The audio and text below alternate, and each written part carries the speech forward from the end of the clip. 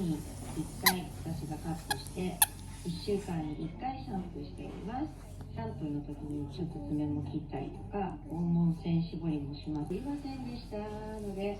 せっかく撮ったんですけども映ってなかったので、仕上げのドライヤーだけご紹介し